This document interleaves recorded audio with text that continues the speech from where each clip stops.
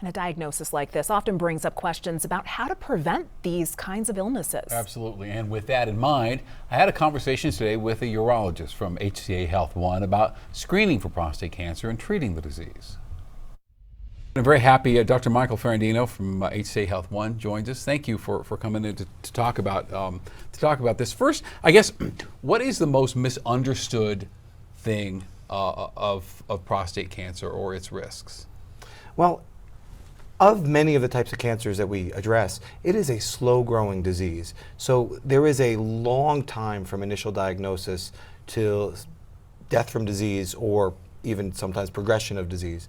And so there's a lot of different treatment options that we have available for patients, depending on where on the spectrum from early stage to late stage they are found. And we talk about this so often, that early detection is key because of what you just said. And there are also ways other than taking a day off work and getting a colonoscopy now to get this thing going.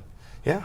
No, there's a lot of things. We typically are doing PSA screening. That is a routine test that we get on patients, depending upon their age, depending upon their comorbidities, depending upon their family history, their race. Will help us to understand when we should be getting it, whether it's early or and when we should stop getting it, which, as we advance in age, we don't need to be testing prostate cancer with a PSA as often. So are there ways to, I mean, sometimes it's just, it's just written that this is, your number is going to be up for this, but there are also things you can do lifestyle-wise. So let's talk about that diet and exercise. What can we do to stave this thing off?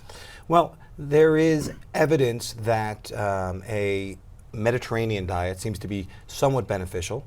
And then there's actually some mounting evidence about a more vegetarian-based diet that may actually help minimize the risk of prostate cancer going forward. Well, that's encouraging.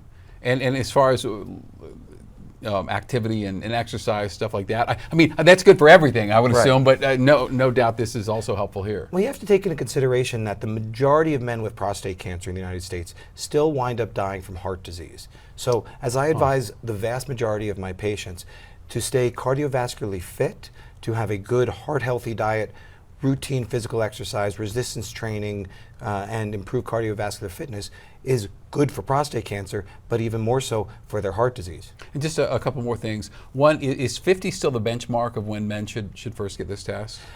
Yes, unless they are African American or unless they have a strong family history of disease. And once, last question here, I just want to emphasize that if someone gets this news, it's not the immediate death sentence that it gets written off to be sometimes. No. As I said earlier, it is a long, protracted course with a lot of treatment options and new ones coming down the pipe all the time. There are things that we have available now to us that weren't available 5 years ago, 10 years ago, for sure. Very good. Dr. Mark Ferrandino, thank you so much. Very important topic today. Thank you very much.